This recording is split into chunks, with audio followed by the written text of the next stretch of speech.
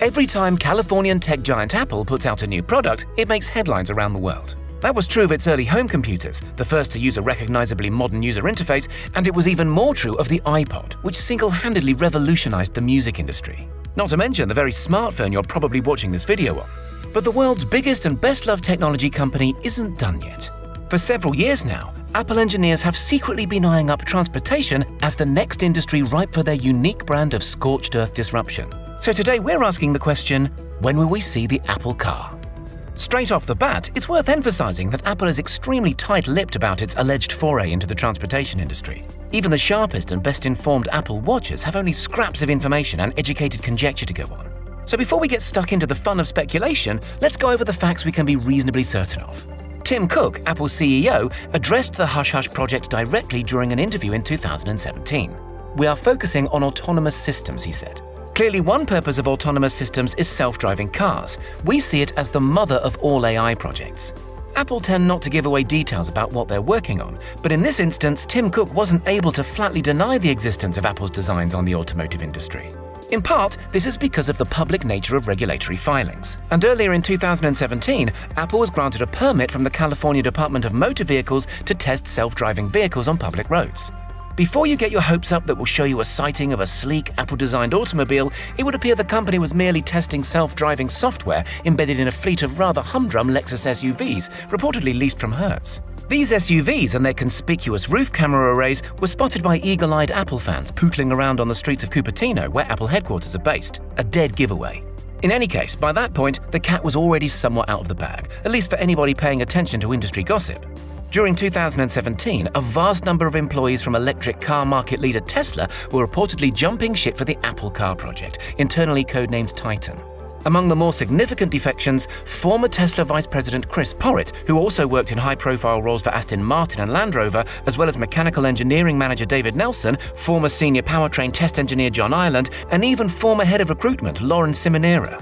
An anonymous Apple employee wrote to Business Insider around this time to say that Apple's latest project is too exciting to pass up, and I think it will change the landscape and give Tesla a run for its money.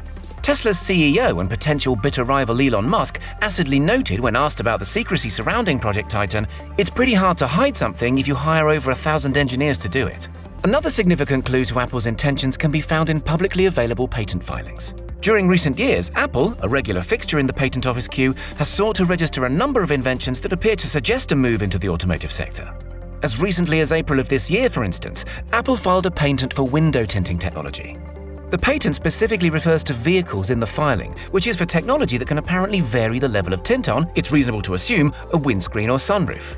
Other patents that excited Apple fans have attributed to the Hush Hush Project Titan relate to real-time alignment and calibration of automotive sensors, smart tech that can recognize landmarks, and even a new generation car door that can prevent the user from swinging it out into oncoming traffic or into the path of a passing cyclist. Of course, patents alone don't reveal the whole picture, and intellectual property is an especially opaque area of law. But these and other patents certainly suggest that engineers within Apple are beavering away at the problem with great gusto. And it's certainly worth noting that late Apple founder Steve Jobs is said to have expressed an interest in potentially working on an Apple car.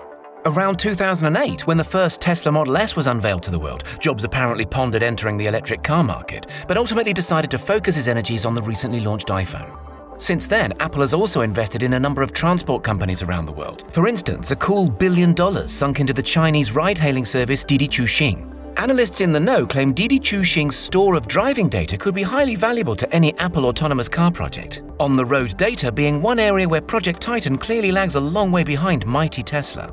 Didi Chuxing incidentally merged with Uber's Chinese operation a couple of months later, adding substantial value to the Apple stake. In addition, a July 2017 report hinted that Apple was working with Chinese firm Contemporary Amperex Technology with the intent to research and develop a new generation of car batteries. In June 2019, Apple bought Drive.ai, a startup that's led pilot programs of autonomous vehicles in the state of Texas. Despite the fact that Drive.ai had technically ceased operations, it's believed Apple swept up both its vehicles and hired its engineers. Ever the canny masters of intellectual property, Apple also registered a number of top-level online domains back in 2015, including apple.car, apple.cars, and apple.auto. Although some analysts reckon this was just a move to protect the integrity of their existing CarPlay product.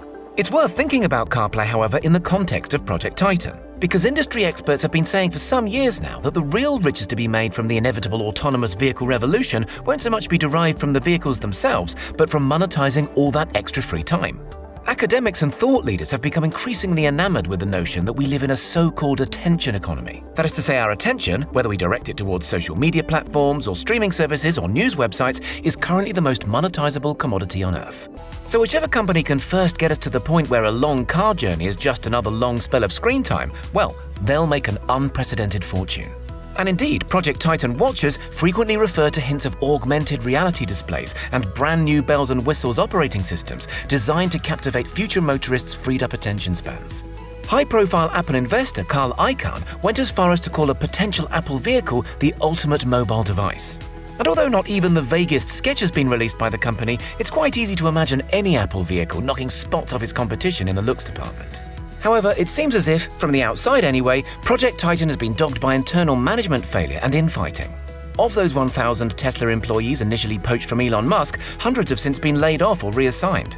A series of changes of leadership at high levels, for instance project manager Steve Zadesky departing under a cloud in 2015, also suggests things are less than rosy in the Titan camp.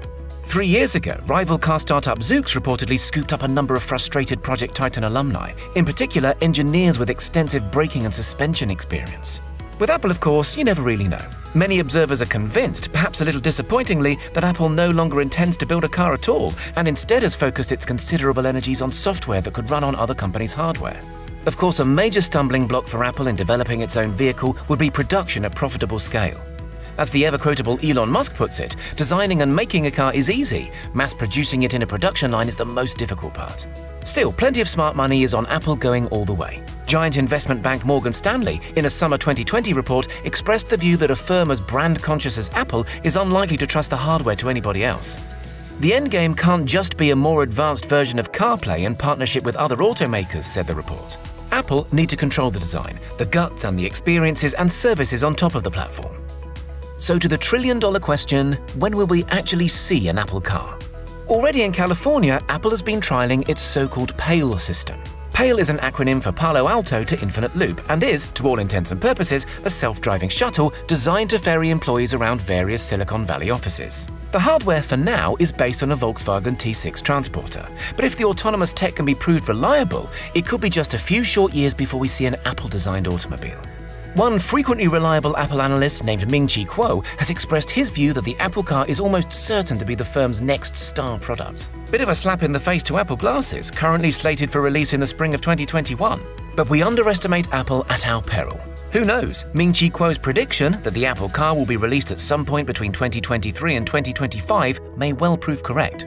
For now though, let's just say anybody queuing up outside the Apple Store hoping to drive away in a swish new set of wheels in the foreseeable future will be sorely disappointed.